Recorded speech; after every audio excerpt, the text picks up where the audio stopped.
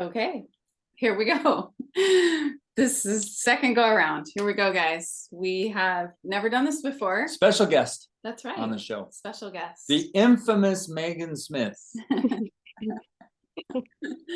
There's thousands of listeners that cannot wait for you to share your story today. Okay, Megan?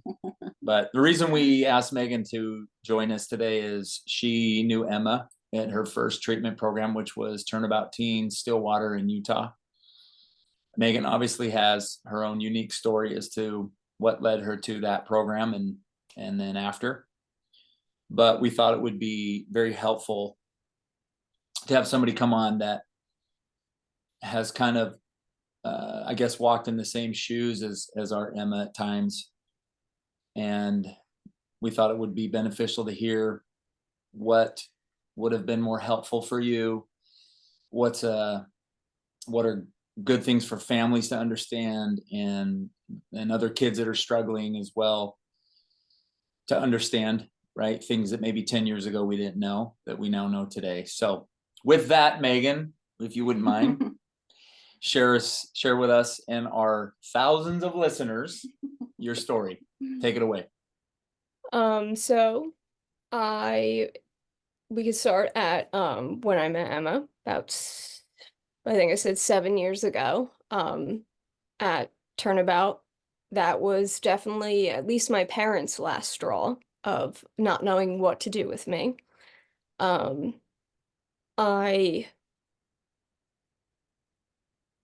I wanted to say that was my rock bottom, but it actually wasn't. It was very close to my adolescent rock bottom. As much as I hated a lot about the program itself, I can tell you that it 100% saved my life. And I used to resent my parents for it, but I can tell you now that I do not. I had to keep. How long did that take for you to go, oh, that was actually good for me? How long did that last? I still struggle with it, but for the main like realization in my brain, I think 22. Most things happen at 21 and 22 that like where things finally started clicking in my brain. And you were 17 when you were in Stillwater, correct? Yes. 17 to 18. Yeah. I think you're not alone there. It feels like a lot of people who had been to Stillwater feel like, and I knew Emma felt the same, that it was something that helped saved her and put her back on track. But all of the restrictions and the rules were extremely hard to follow, and being away from family and those kinds of things. So it was definitely kind of a double-edged sword for you guys, like getting a wonderful way of putting that. Yeah. Shoot. So share with our listeners your, I guess, the reasons for why you ended up there, and then what's happened since, and then maybe also a little bit about your relationship with Emma, and if you want to share some of that stuff too.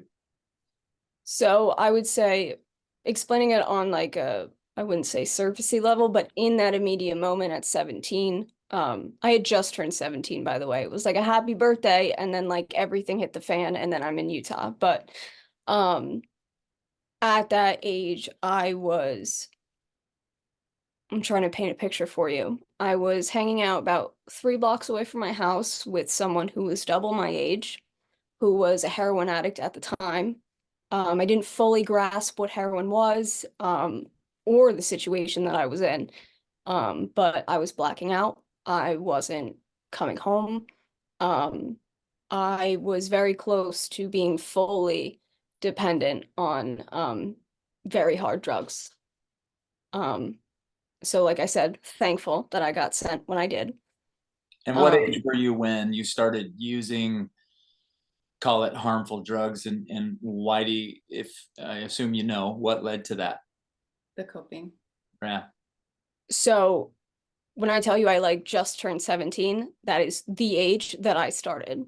That is why it was like the time to send me was the perfect time, and I'm forever grateful because I know addiction very well, and it's terrifying, and I'm very grateful that I didn't end up in that cycle. But say leading up to that, everything came to light in high school. Um, Freshman year, I was hospitalized for the first time. Then it was sophomore year, I got hospitalized twice. Junior year, I got sent to Chicago, which was an eating disorder specific treatment program, but I was only there for a month.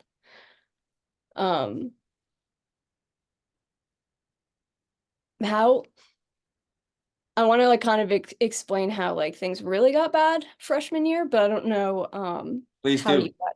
Go for Yeah. it. Yeah. Yeah, Oh, okay. totally up to you. Since I struggled so much in middle school, I mean elementary school, but like core middle school of being bullied, there was an I Hate Megan Smith club. I genuinely did not have any friends. So I I'd say around 8th grade definitely started going to the quote unquote bad kids, because they didn't bully me and they like accepted me. Quote again, more quotes, accepted me. Yeah. Um, and I'd say the summer going into freshman year, I thought I had a best friend, and I definitely did not. She was dating someone who was 18, and she asked me to sleep over, and I did, and we snuck out to her boyfriend's, and that was the first time that I was raped. Mm. And from freshman year to 20 years old, I had been raped over 8 times by different people. Um, I don't was only sober one time. So I ended up in a lot of horrible situations that led me to that point. Yeah. So talking to your, if you were able to talk to your little, I guess, junior high self, and you're going through all these hard, the bullying and not having friends, like what do you wish you had? What do you wish someone said to you? What do you wish was different? I wish that I had all of the outlets and resources that I do now, um, that they even existed at the time, because I really don't even think that they did. Um, it's really hard to like explain to people the velocity of ADHD, and that is what I just wish that I had. I wish that someone looked at me and said, I see you. You're not being dramatic. You are in pain. And actually helping me with the core of the problem and not the surface. So you had more, if you had more tools to help you with your ADD or your ADHD, you think that would have been more helpful, or just more resources, people to turn to who knew how to explain or to give you tools to cope with that? For someone to actually like care, not saying not my parents, I'm talking in like the field of mental health, the amount of times that that diagnosis itself got ignored. I was diagnosed with oppositional defiant disorder instead, bipolar at the age of 14, 15, which legally you can't do. I was just getting passed from program to therapist on all these different medications that I can't even give you a list now. I just wish I had someone at some point that just sat down and like cared enough to ask the right questions. And what do you think the right questions would have been back then?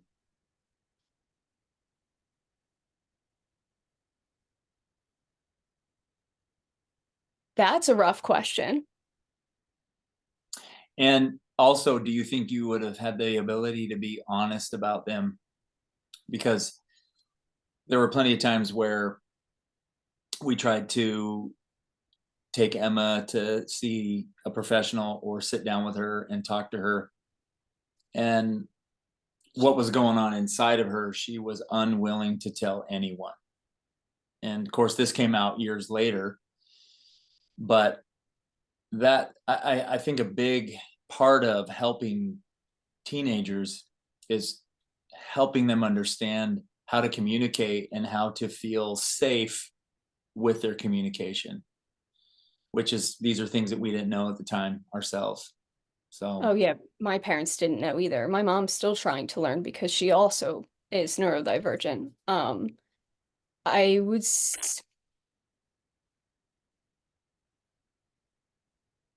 sorry, It's okay. I literally forgot your question. Oh, just what questions would have been helpful for you, or Oh, now I remember. Sorry. it's mhm. okay. So I guess the way I look at it, and I'm only speaking from like a neurodivergent kid. I just don't, well, I want to make sure that like I'm not trying to speak for everybody. Of Yeah. But course. as a neurodivergent kid, I think the best way to explain it would be by the time that the actions or the way I behaved, any of that came to light and was apparent, it was too late. To answer your question of would I have been honest if I was asked the right questions? Sure. Yes, I'd say in elementary school. But I think after middle school, it was already too late. It was too much had happened. I was too overwhelmed at that point to even comprehend anything. I was in so much pain and I didn't even know where to begin to voice it. And that's where most of us get called attention seekers. Because yeah, we are screaming. We want attention because we're in pain. We literally have no idea how to, in a healthy way or constructive way, voice that. Right. So we could talk to you all for hours on end about this. It's so close to obviously our hearts, but you were at Stillwater for about a year. Okay. Yep. You left when you were 18. And then what? Absolute hell. Um, I think for me personally, being in treatment, my whole formative years of, I guess that's when most people learn how to be an adult, how to take care of themselves, etc. I was always in a program, never in real life. So when I was basically just like kicked to the curb and been like, all right, now you're 18, you're fully responsible legally and emotionally for yourself. Go to college. If you don't go to college, you can't live here. There was just so many things that immediately were thrown at me, and I was terrified, lost, and did my best for probably like 4 months. Yeah. And all of the pain that was actually never dealt with immediately came back. I found myself in very unsafe situations again, very quickly. I ended up kicked out twice. Um, From your parents' home. yeah. The second time that I got kicked out, I put myself in another hospital because I was, like I said, I wanted to say Utah was my rock bottom. It was not. I had another one. Um, After I got out of the hospital that time, I did try and convince myself again that I was healed, I was okay, and that I could figure it out. Um, I was level for a little bit. I was getting by, wasn't doing anything horrible. Um, Working probably like 2 jobs. Then finally I think I was 21 and I decided that I want to go back to school. I thought I was doing phenomenal. Phenomenal. Going to school for mental health, human services, took my first addiction studies class. Was hooked, fell in love, switched my major, of course, because drastic changes only. Um, and I was working at a adult male detox and rehab facility. And as we discussed before, all of my unhealed trauma very quickly came back. Because you were just surrounded by other people that were dealing with the same thing. I don't judge addicts ever. Yeah. Addiction is one of my passions. It was just when a human being, any human being, is detoxing from these drugs, forget it. They are in their own pain, and they will make sure that you know that. Yeah. I had to medically withdraw from school, and I was put on temporary disability. I was, as a grown adult who knows a lot, I was very unstable. But I wanted to do something different. And instead of keep going in a cycle of treatment that I knew my whole life, I found a trauma therapist, and she said the temporary disability was, we were going to try something else. And lo and behold, it worked. I took the time, I put in the work, I started learning about me, and then I created an entire business that was centered around that healing that I was doing. So your turnabout was seeking a trauma therapist. So Yeah. she was the one that helped you deal with all this trauma that you said just kept getting buried. We felt that a little bit with Emma, in that we didn't uncover everything. It was, the drugs were alarming, and that's why you went to rehab. But in her case, we feel like we never gave her an opportunity to heal from sexual trauma, like from pornography use and addiction. Because it wasn't like forefront. It wasn't like, that wasn't most alarming. But now in hindsight, we can look all the way back and realize that that was the beginning for her. That was the shame. That was what she was covering up. That was why she was coping, because she didn't know how to talk to anybody about it. So I think that makes a lot of sense when you're going to therapy to try and stop negative behavior, but you're not getting any therapy to heal from all the trauma that you had. And that is why any system that's put in place currently anywhere they like to say help addicts. It is not helpful by any means, because anyone with an addiction, I guarantee you, they started doing drugs for a reason. Right. There's It's always not about necessarily stopping the drugs first. It's about learning why you even started doing drugs in the first place. right. Because you can do meetings, you can do everything, and you can stay clean for Right. these periods of time. But if you don't ever go deeper than that, those relapses are never going to stop. Yeah. And they tend to get worse and worse and worse as time goes on. And then maybe you can identify with this, but Emma would put herself into really harmful situations that got more and more and more drastic as well. Does that sound familiar? Absolutely. Yeah. Absolutely. Because if we run for as long as we can. Mm-hmm. For as long as we can. Yeah. But the longer you run, the more you hate yourself. Mm-hmm. But it's also the term homeostasis comes to mind, like being in a state of misery, but it's comfortable because it's really all you know. It's also the only way we see ourselves. Right. Right. So tell us a little bit about your relationship to Emma, because maybe people are like, what does this really sweet, smart gal Megan have anything to do with what's going on right now? Right. God. He's listening, by the way. Why'd you have to say that? I literally cried talking to Abby before this. Emma, God, I don't even know if I can accurately put into words what Emma means to me still to this day. From the second I met her, she just gave off this energy that is unmatched. The love that she had for anyone and everyone.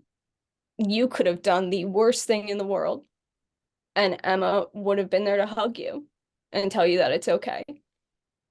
Um, I would throughout the say, whole, with the exception of a boomer who can't use their smartphone, those are the only people she could not tolerate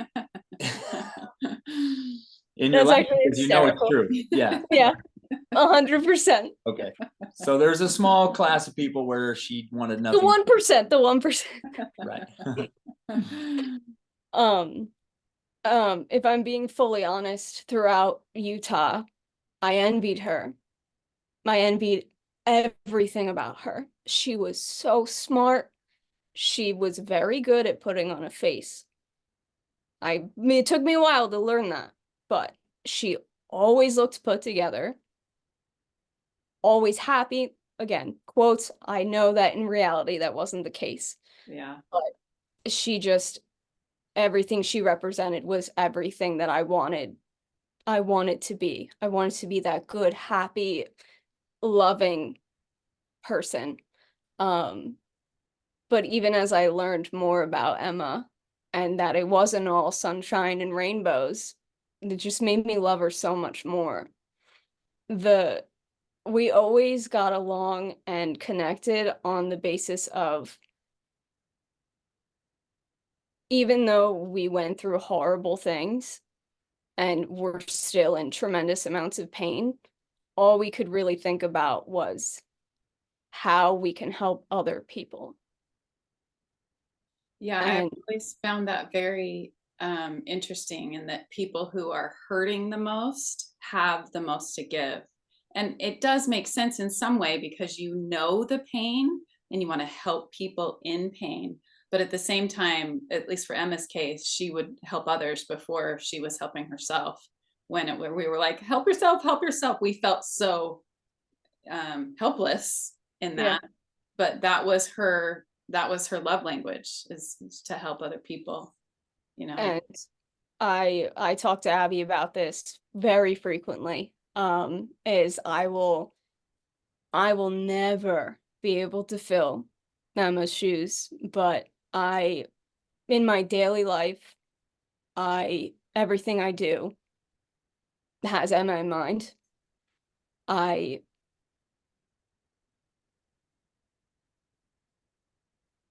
I just miss her a lot. Yeah, we do too. Yeah.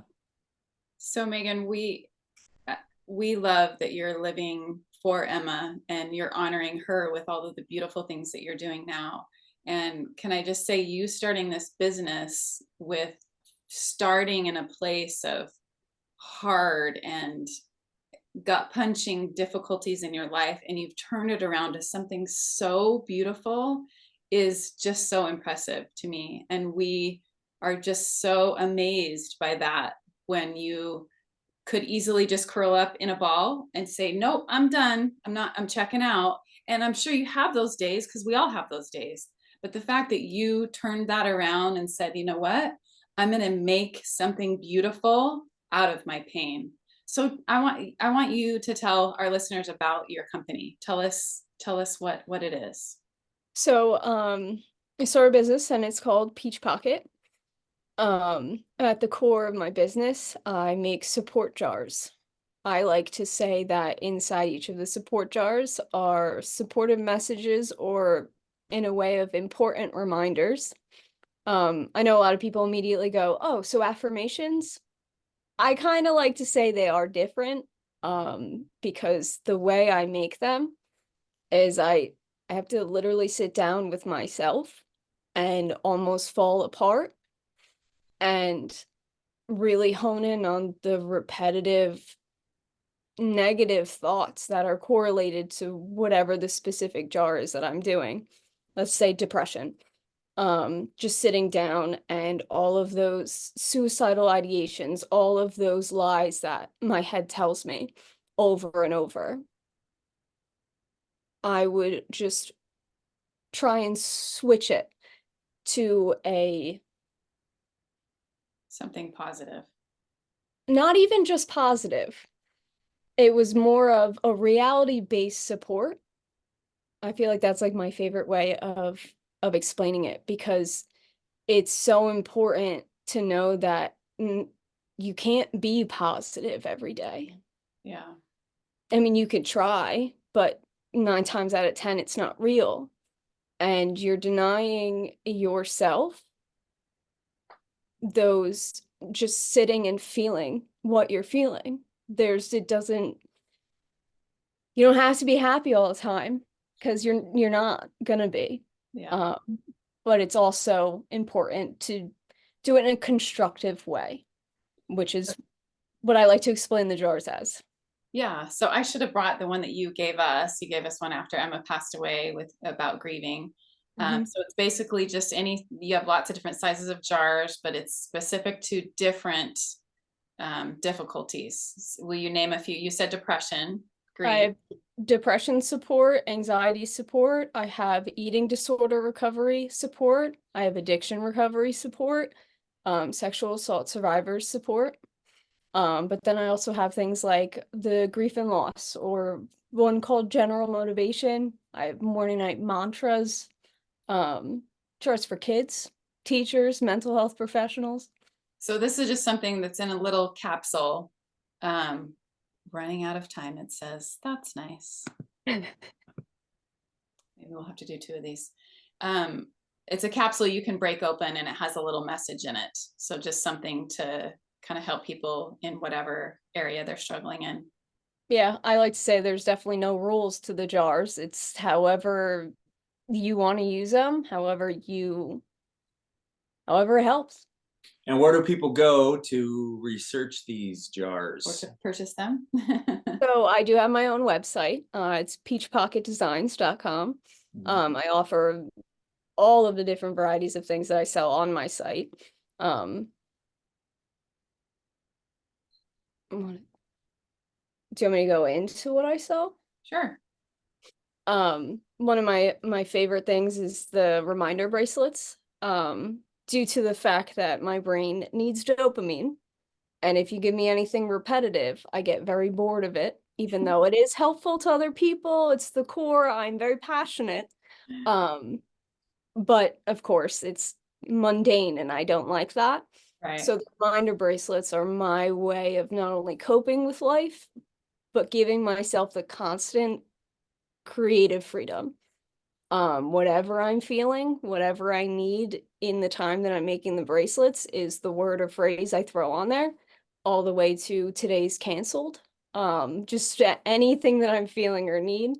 Then I just have fun with the beads, and those alone have made a oddly large impact on people, which I never thought Yeah. anyone would find what I make cool. So I have 2 more questions. You might have to take a little time to think about them. One is, what would you like families to know more than anything in relation to someone they love who is struggling with any form of addiction, no matter what that is, that's clearly harmful? And what is it that you would love for those that are struggling with these addictions to also know? If there's one thing for each, what would you say, in your opinion? Again, this is for you. What would be pretty important to understand?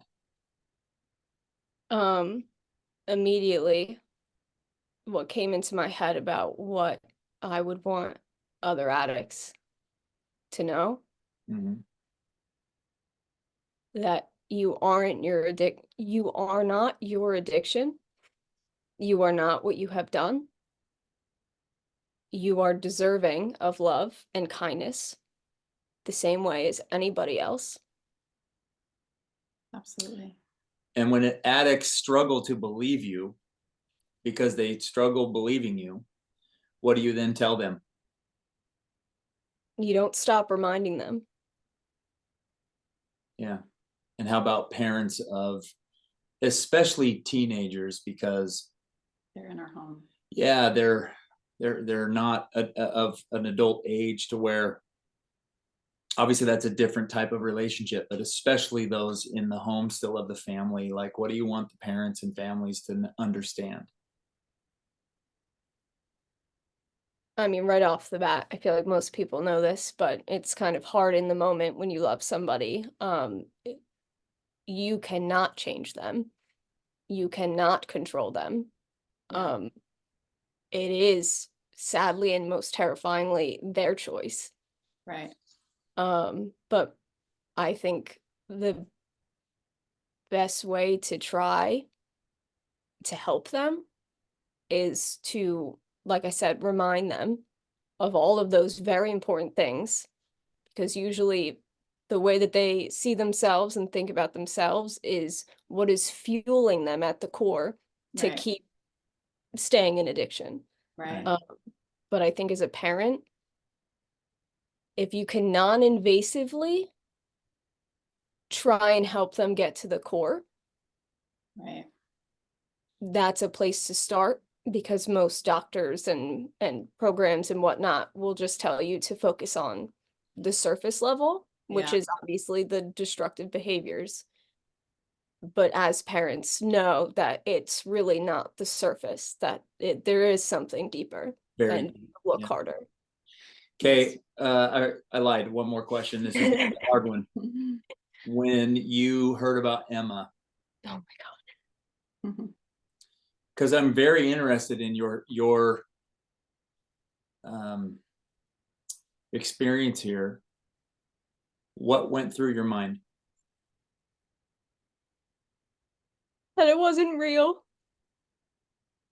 that Yeah. it couldn't be real. Yeah.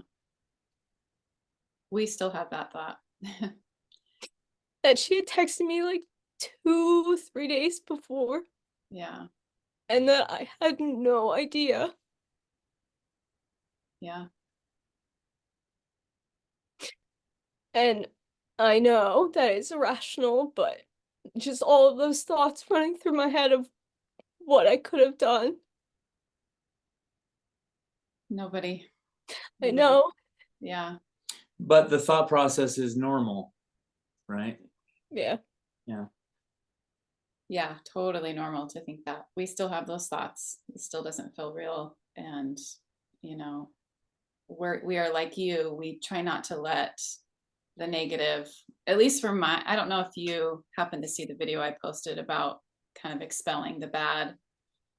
Um, I I think you should listen to it because it was really helpful for me to be able to, it was almost a mind shift. It's so easy to get caught into the hard and replay it over and over and over. And it just becomes this recording in my head where I had to find a way to eliminate that, at least the best I could, and concentrate on the positive, because even during all of the hard, there were still beautiful things. And even though it's really hard to do that, it's way easier said than done. But for me anyway, that was my light switch in this healing journey of the 10 months that we've been doing this without her. Is I always try to go to the grateful and to the beautiful, like you're doing in your business. You're trying to exude the beautiful and the upliftment and the encouragement. And there's something really beautiful about someone who knows great deep pain to be able to bring beautiful, wonderful words to people. It's healing. And we commend you for that, for turning your pain into something so beautiful and to continue to live your life in a way that is helping people around you. We think it's beautiful and we are greatly impressed by you, for sure. Thank you. I definitely don't want anyone to think that I am by any means perfect or None of us are. None of know us. what I'm doing, because 9 times out of 10, I know nothing about what I'm doing, but I'm just doing my best. Yeah. Well, your best looks amazing from here, and we're really impressed with you. I just want to thank you for being Emma's friend. Yeah.